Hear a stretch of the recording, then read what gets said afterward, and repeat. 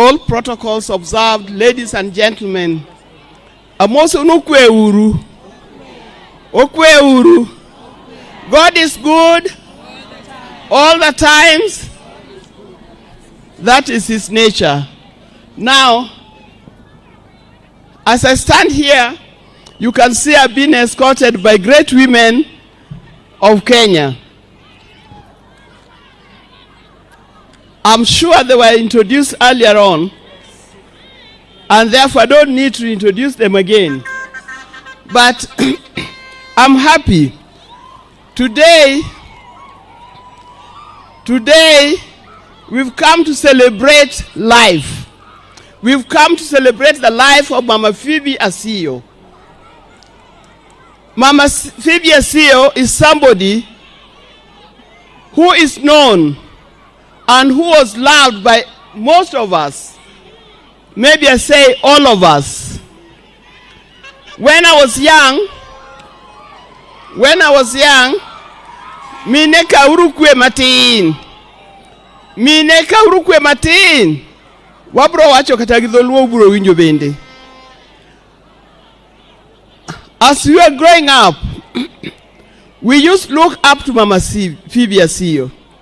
And we used to say that when I grow up, I would like to be like Mama Phoebe Asio. Now, some of us are grown up now, but I don't know whether we are like her or not. Mama Phoebe Asio was an icon. Mama Phoebe Asio was a role model. Mama Phoebe Asio was the first in many fields. We learned a lot from Mama Phoebe Asio.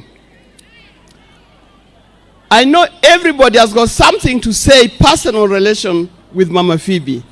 Let me just tell you something. At the event of multi-party in 1990, 91, 92, I had not met Mama Phoebe Asio personally, though I was a great admirer of Mama Phoebe. And one time, you know, that's the time when things happen. So many things were happening. For those who don't know, I became jobless, and I decided to go and work in the office of the opposition leader, and the opposition leader at that time was none other than my father-in-law, Jaramogi Odinga.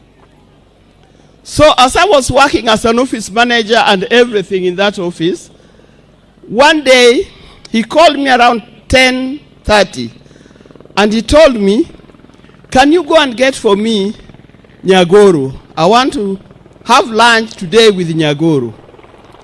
Now, Nyagoro is another name for Mama Phoebe Asio. I had no idea who was Nyagoro. I kept on asking people, who is Nyagoro? And Mzee wants me to bring Nyagoro here in 2 hours' time.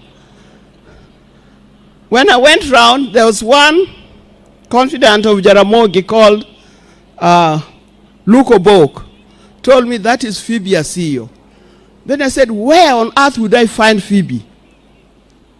He gave me the number, and I called Phoebe, and Phoebe came, and that was the first time I met Phoebe, and that was the beginning of my relationship with Phoebe. It was a great meeting. At that time, Phoebe was doing many things, but I took Phoebe as my personal mentor. And anything that I was doing, I would consult with Mama Phoebe.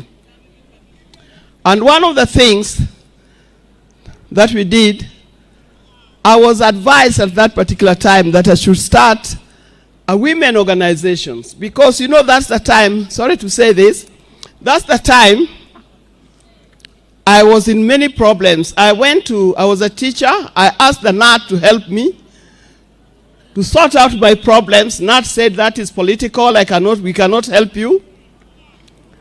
I went to Maendeleo ya Wanawake, and suddenly Maendeleo ya Wanawake had become KANU Maendeleo ya Wanawake, so they could not help me.